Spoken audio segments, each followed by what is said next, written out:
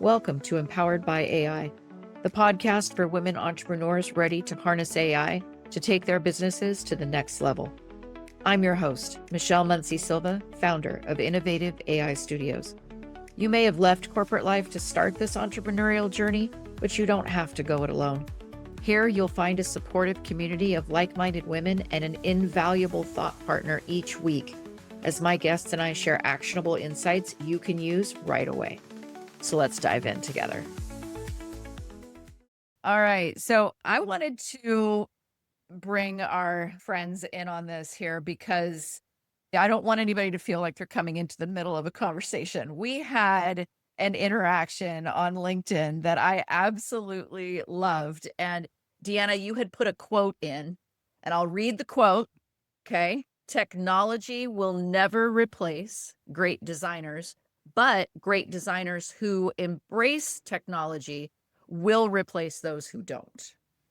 And I'm wondering, because I know you've been doing a lot of presenting, what drew you to that quote? And then I want to hear Michelle's reaction. Sure. And I loved Michelle's reaction. That's what got us talking on LinkedIn, right? Yeah. So many of these presentations that I do a lot on campuses to fashion design schools, graphic design schools, that kind of thing, and a lot at women's conferences. And so many of these conferences, these women and these students come at me with fear, immediately with fear. Everyone thinks they're going to lose their job, they're going to waste their education, that things are going to go away because of AI. And I'm of the belief that AI, it's more than just a tool. It's a really powerful tool. But what's more important is that the person behind it knows how to use it and knows how to use it well with emotion and with humanity. And that's part of what I love about what Michelle is launching as well, because she talks about that all the time on LinkedIn. So that's what drove me. I literally start almost every presentation I do with some form of that quote. And Michelle, your initial reaction to it was what kind of sparked this whole conversation, right? And I have a lot of questions. I have more questions than I have answers. And a lot of the time is really, I feel it myself. I question things. And I'm a thinker. I live a lot inside my head, a lot.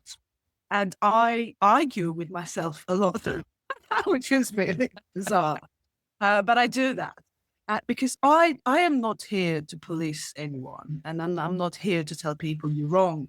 I'm here, I think, to think and help people think, to ask questions, to challenge, but challenge in a way of thinking again. I want to think about things. I've worked in IT my whole life.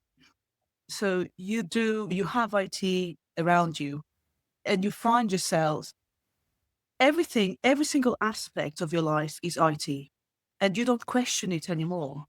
It's so embedded in your life that you just don't question. And now it's the time to question, because AI, it's not just any other IT we have been given. It's something completely different. It's taking over a lot of aspects of our lives. So I think it's time for us humans to step back and think and analyze and try to understand, do I need this? How much do I need this? And not just use it because you can. Use it because you should be doing this stuff. It's not because it's available that I'm just going to follow everything and do everything because everyone's doing. Should I be doing it? It's that critical thinking that I keep asking people. Pause. Before you do anything, just pause. Think about it. If you didn't have AI, how would you think about this? And what would be your thought process in order to achieve your outcome? And that's exactly my angle for everything, to be honest with you. It's actually a really good angle. And we need more people to have those kinds of discussions, because I wouldn't even go there, because I don't think with my head, I think with my heart. So when I can create emotional images or emotional statements or emotional poems that I edit and I do, that's where I go. And I also think, and I rarely use the words I think, I usually use the words I feel. I notice it when I write. I notice it when I talk. When I take a pause and when I give myself a breath to think about all of this, I think just because you can master AI tools doesn't mean you should. It just depends on who you are, what you do, and what is your desired outcome. So I'm with you on that part for sure. And Deanna, I'm wondering because you've done so much of this work with designers, with creatives, and you're a coach, pulling Yeah. people into realizing some of the best work they've ever done. I know that's your entire drive. And so I'm wondering, have you ever seen a moment where technology has genuinely enhanced a designer's human insight or a creator's Oh, human insight? so interesting. And when I speak at this conference on Thursday, I'm going to give 6 use cases, 6 women that are allowing me to tell their story on how it's enhanced them as people, or them as a business, or them as a discovering a new tool or a new invention. So there's lots of examples I've got. I'm currently coaching, and each one of them has their own story. I think the number one thing I have seen as they start to learn these tools, and most of the tools that I train on are branding, marketing, visualization tools like Midjourney, those kinds of things. The number one thing I hear is, I didn't think my life could look like that. And Mm. by using some of these tools to visualize what the next chapter looks like, all of a sudden they're stepping into it. I had one woman cry and say, I never felt beautiful. And now she's starting to feel beautiful because she's starting to step into her gifts. Not because her looks have changed, or not because Midjourney can enhance them, but because she's stepping into who she wants to be. I have another woman who said, learning this has made me a better mom, a better wife, and back to who I used to be. I was like, what? Okay, tell me more. What does that mean? It's because she was living that life where she's raising 4 kids, 2 in diapers, 2 in school. You've got a lot going on, and you forget who you are. And by learning these tools, it was bringing her artistic side back out. And now she's teaching her children how to do the artistic side. She's making coloring books for them. Like, it's just, her joy's back, and you can see it on her face. One other example I'll give you, wonderful woman that told me her story of her and her first husband, a medical tragedy. Now she's remarried. And I remember my first call with her, she was a wreck. And she self-admittedly, she was a wreck. I just had my last call with her. I didn't even recognize her. She was like a different human. And her husband even came in to meet me and gave her a kiss, gave her a smooch in the middle of our call. It was the cutest thing ever. So I love that. I've seen lots of, again, everything I just talked about was emotional, not necessarily headspace.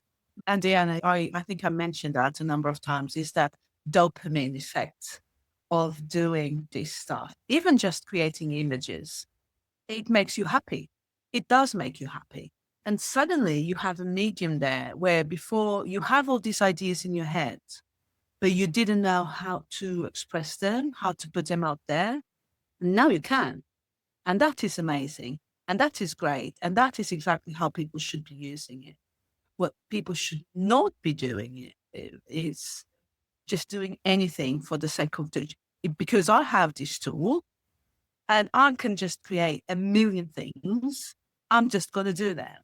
So create to create, should we? So in a way, I think I create to keep just the wheels turning because it's a survivalist thing. That's me. I need to be creating all the time. It's almost like gardening. I need to get my hands dirty. I like that. It keeps me alive. But then do I have to post it? Because and this is the difference, because it's not just that creation, because everyone can create. Now we're all creators. Do we have to post it? Do we have to share everything? Because the moment you share is not about your creation. It's about the algorithm. It's about making money. It's about your audience. It's about, so are all these tools flattening our creativity and the reason why we create? That's a great question. Michelle. That's not what I'm like, you're just, my brain is, okay, you brought up dopamine. I want to try to go through my train of thought here. So you bring up dopamine, right? So there is an entire addiction kind of thought process that I'm having with that. So if we are continually giving ourselves dopamine from outside chemical sources, our brain will learn, oh, okay, you don't need me to create it naturally, right? You don't need me to do what I'm supposed to do. You're going to get it from somewhere else. So therefore, I'm going to stop creating it. That means that in as I build up that expectation within my brain, I'm building up tolerance, I'm building up dependence, which is then leading to addiction. So there's that. And if I don't learn how to do something on my own without the outside enhancement, can I call on that when I need to, right? When something goes down or something isn't available, or I've hit my budget and I can't try the next thing, can I create on my own? And I don't know that's so much a question as much as it leads me to think about my son right now. Is he's working towards becoming a filmmaker, and he does not want to touch AI. Doesn't want to touch it. He wants it to be something that he learns on his own. And it has been so hard for me to sit here as just this person that is so in love. I'm like, but yeah, but what about? And I'm like showing him stuff, and he's, oh, that's AI. And he'll literally walk away from me. And I'm like, and so I'm wondering if he doesn't have a point, because I'm coming to AI having learned how to do things completely on my own because I used what was available to me at the time. And so I'm wondering, do I need to give him that space? Is there a limit to what we should be doing with tech in the creative process? Because he wants to build those foundational skills first. And I'm like, that's valid. I don't want to discount it, but I would totally pay for you to take this AI film class over here. You know what I mean? Before he's even gotten into the depth of his major. It's like, okay, is there a limit to what we should be encouraging with technology in the creative process? I have several answers, but Michelle, over the water, Michelle, would you like to go first? Over the water, Michelle. I think, look, I think you're not given AI, you find AI. I personally think that. I have so many friends, colleagues who, a year ago, there's no way, I hate AI. There's absolutely no way. I will never, ever touch it, ever. And now they're like, well, hold on. Because they found AI. What? Yeah, they found it. And I was the same. I worked in marketing and I thought, this thing is going to steal my job. It's already doing it. And I was really annoyed. I was cross. I was like, how dare you? Now you can do all this stuff much quicker than I was able to do. And I had a team. Now I don't need a team anymore. I just need AI. And I was really annoyed, really cross. And just, and then I found AI. I found it in a way that works for me. So I think, Michelle, your son is going to find AI. You can't give it to him. You can't let him find it in a way that he's going to realize it's helping him in his process, in his creativity. So honestly, just let him do his thing. I think that's great advice. And I have so many different examples. I'm trying to figure out which one to share, literally that have happened in the last 48 hours. So I have one incredible AI genius over in Australia. And I don't want to give away her name, but she is a deep creative. And what's so interesting about being a creative person or being hired to be creative is it's not like going to the grocery store. You can't just shop and be creative. It just does, you're not going down an aisle and picking stuff. You have to be in the right frame of mind and you have to be in flow. And when you're working on a big project, you also need downtime. You need to get outside. You need to get into nature. You need to do whatever. You talked about gardening. She happens to do a lot of rock climbing. You need to refill that cup. So that's one thing when I think about just because we have AI tools, should we use them? Yes and no. The other thing I think about is, I can't remember the name of the movie where the founders of Facebook and all the things would not let their kids have a phone. Yeah. Would not let their kids on social media for a reason, the whole dopamine conversation. One of the first things I train mostly women. I have 2 guys now, mostly women. I tell them to set an alarm because most of them are working mamas. The only time they get to actually do the lessons is at night, and they have so much fun. They find that they're up till 2 or 3 in the morning. I'm like, because it's dopamine, right? It's dopamine. You've got to set an alarm. You've got to be good about this. I also tell everyone I work with, do not grab, and I'm terrible at this because I do it all the time. Do not grab your phone first thing. Do not have your phone But yeah, that's a very Yeah, good just advice. just don't do it because it starts the dopamine. You need time to like connect with the earth first. So I love the way your son is thinking, and I do think it's the skill set and the creativity that we bring to the party. The tools enhance it. So yeah, I agree with Michelle. I remember I started using AI the moment it was out. I was like, I need to get on board. And I remember people like just looking at me, why? Are you stupid? Why are you doing this? And I could already see, of course, I had all those mixed feelings as well. I hate it. I still do. I still hate it and love it at the same Me time. too. It's like, Me too. I think with AI, I have become a bit bipolar. I don't know. I'm telling you. I'm telling Oh my gosh. I don't know, but it's true. I love it, but I hate it because I know I see what is happening, and we're going through this change, and we can't pretend it's not happening. It is happening. Yes, I do feel at times. I wish it wasn't here. I'm glad it's here. I wonder what the future is going to be.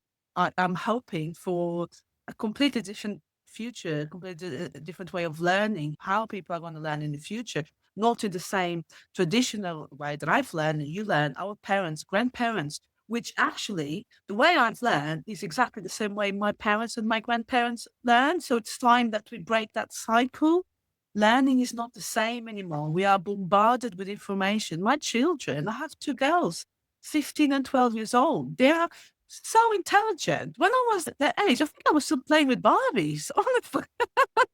Wait, they're playing with Barbie. They're just doing it on ChatGPT and making it Exactly. It's like, there's just the amount of information these kids are absorbing on a daily basis is extraordinary, really. And so the learning cannot be this, and also this lengthy courses, and that is going to have to stop because at the speed the tech is developing, we cannot have degrees that last years and years anymore. It has to challenge. It has to be real time. It has to be more practical. It has to be more real world. So again, we have to find AI, but I think the whole society has to find AI in the ways that works for everybody, not just for the privileged ones who work for a big corporation with lots of money and gives you access to the tools. What's happening to everyone else? Which is why I love founders, which is why I love all those organizations out there that are promoting the equitable use of all of this. So I could not agree with you more, Michelle. Absolutely. And I'm wondering, so there's been a couple of conversations that I've had in interviews with podcast guests where somebody brought up that for a millennial, she was very used to getting her participation acknowledged. And that made me think, okay, Generation X, we were used to silently working without recognition. It conflict, didn't it? Right. Not sharing anything, not sharing online. No, yeah, exactly, exactly. It's all very hierarchical, all very martyred. And then boomers were used to one type of work, and that was the work that you did forever. And you got Entire your life. gold watch. Yeah, Yeah. you got your gold watch at the end, and thank you so much for your time. And so if you look at each, I did them backwards, but if you look at each of them, each one of them trained, you were basically brainwashed into this is what success looks like. This is what accomplishment looks like. This is what you do if you want to be considered a good person, a good worker. And now it's like we're looking at this and we're like, this is no longer about time. This is no longer about silent suffering. This is no longer about you're in your lane and you have your degree. You know what I mean? Like, how do we reassess or communicate even human value in an age where, as Michelle pointed out, we're even going to be learning differently? Now, there is a complete democratization of education now. I can create my own textbook in a matter of seconds. Amazing. So how do we even begin to assess human value now? Because those days of charging by the hour, we don't get to do that anymore. Now, I think the answer to your question is we stop. We have to stop. We can't be everything because at the moment we are everything. We are writers, we are editors, we do video, we are speakers, podcasters. We are everything. And it's almost like the pressure that you have to be. You don't have to be. Uh, It, it really depends, of course. If you want to be seen, everyone wants to be seen. Why do you want to be seen? What is the reason? I think we have to stop. We have to stop and go back to the intent. What's the intention? Why are we doing this? I personally, I don't want to master video. I see amazing videos that people are doing with the eye. Amazing. And I can even play with it at home. It's not something I'm going to do it just because I can. I don't want to. I'm very focused in what I do. I write, I do storytelling. For me, it's about strategy. I like the thinking. I like the thinking process. I love the output, but actually, what I really enjoy is, again, get my hands dirty, like inside my head. Like, okay, so how do I do this? Oh, so this person is saying X and that person says Z. So how do I actually I like that. I like that argument in my head. I like to think. So I want to stay there. I want to stay in that bubble. And yes, I do have the tools to do everything else. I do have the tools to create images, to create videos, songs. I can do all of that. I can play instruments. In real life, I cannot play a single instrument, but I know I can. I get online, create, and do, I can have all band, It's Yeah. crazy. You can have a But band I of cats playing guitars. I mean, you can put whatever you want. Right. But this is what I'm saying. We have to stop and think, why am I here? Why am I doing what I'm doing? Yes, I have all these tools available to me that enable me to be whoever I want to be. Who do I want to be? Do I want to be everything to everyone? No, that is the definition of burnout. Yeah, exactly. It's actually what I talk about is going from burnout split up. You go from being everything to everyone, taking care of everything, to learning this tool, to doing it all over again. No, we don't want to be that. I think you're absolutely dead on. And I think as you approach learning AI, it's really about leveraging who you already are and taking it to the next level if you want to. So I'm with you on the video piece. Video, it takes some time. I've got a piece that is showing in Creativa. I've got 10 pieces actually showing. And they just asked us a couple weeks ago if we would want to do a video with them. I would love to. I'm going to have to devote 30 hours to figure out how to do that with the right video tool because there's 25 of them out there and everyone has a different favorite. And do I really want to? I don't know. I'm still thinking it. So back to And your do you think, point. Deanna, do you think it's generational? Because I think maybe the younger generations now, because to go back to the point I made earlier, it's not so much about creating, it's about sharing. Is that you have to be there and showcasing everything you can do. And you have to be able to do everything. You have to be able to speak in public. You have to be able to write. You have to be able to create nice images, nice videos, nice everything, and share everything you do.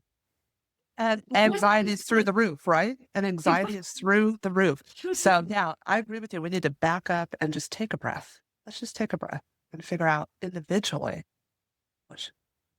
Yeah, I see. My son is pretty much like you, Michelle. He doesn't really want anything to do with AI. And oh, by the way, he's a teacher at a private school, Mm. a very expensive private school. And now he's going to be the athletic director and he sees the value in AI, but the schools don't yet. Oh, They no. haven't figured it out. And he's very kind. He'll ask me, "Oh, Mom, I saw you got another image in whatever art gallery it's in." And he's very kind to ask about it, but he has no interest. And he's a millennial. So there you go. Yeah. Yeah. And that's, I think that Michelle brings up a really good point. The idea of finding it on your own, I love finding a that. use I love case that. for you. And that's my wondering, what is the advice to give to the woman entrepreneur to help her avoid the burnout, as you all just said, and then find AI in that practical way, like Michelle was talking about. What is the word of wisdom?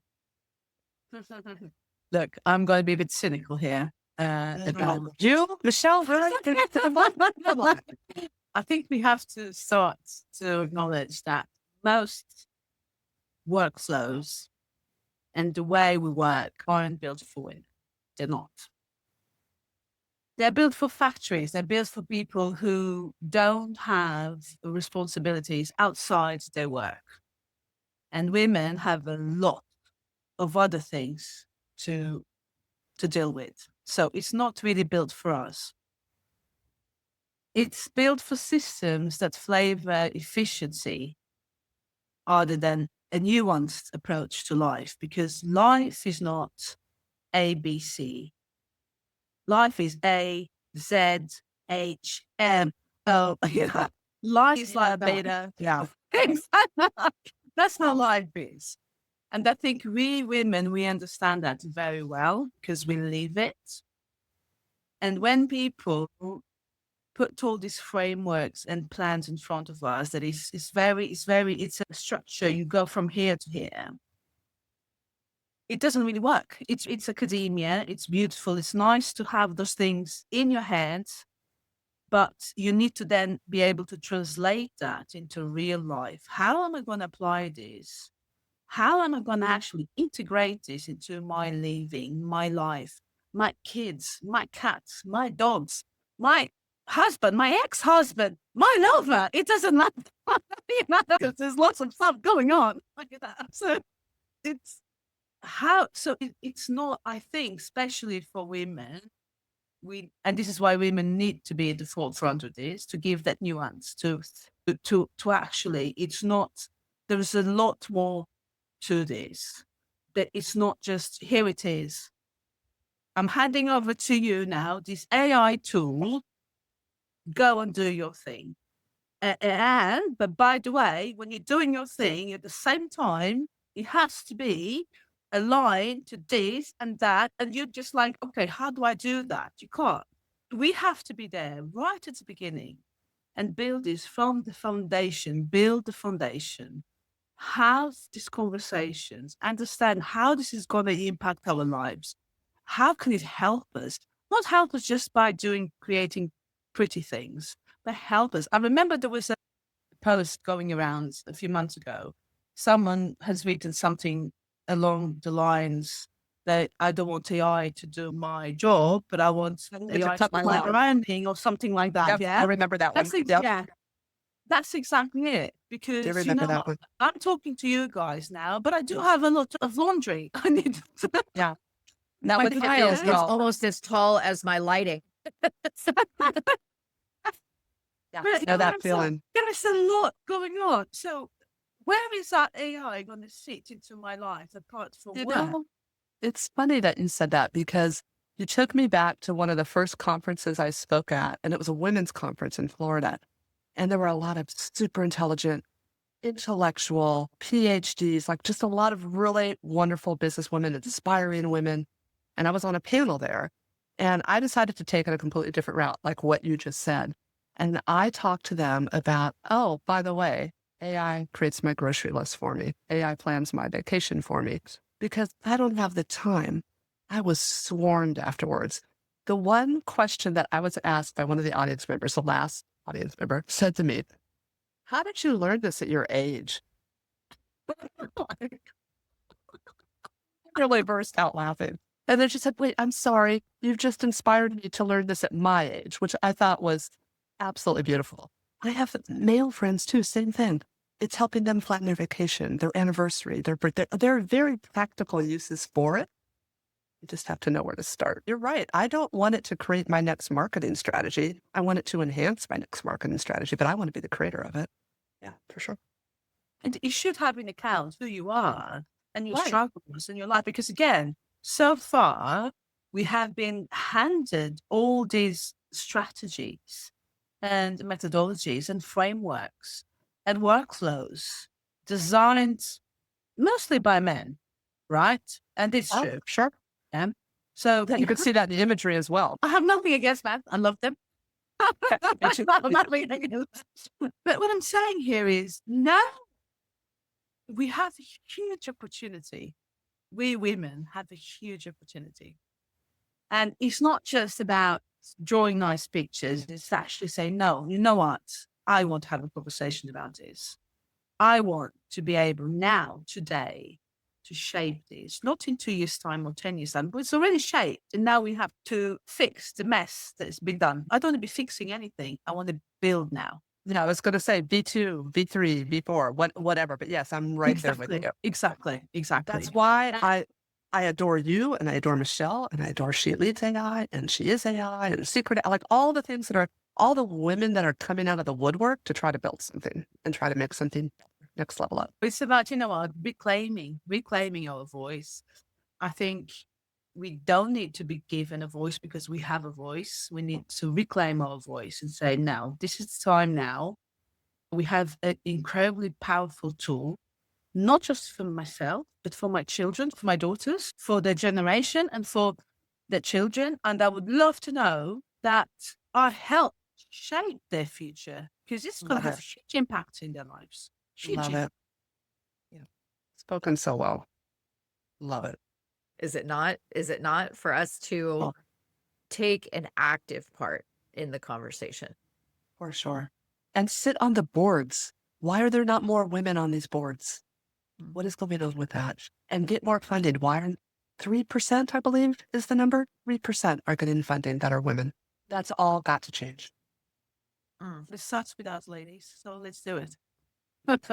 Awesome. I love it. Ladies, thank you so much for this conversation. If ever there was a call to action, I think you both encapsulated it beautifully. So thank you for your time. Thanks, Thank Michelle. you, Michelle. Right. Michelle. Thank you for tuning in to Empowered by AI. If today's episode sparked ideas, don't wait. Follow the link in the show notes to visit innovativeaistudio.com and download your free resource, created to help you put today's insights into practice. Be sure to subscribe so you don't miss out on future episodes packed with more tips, tools, and inspiring stories. Until next time, stay empowered and keep innovating.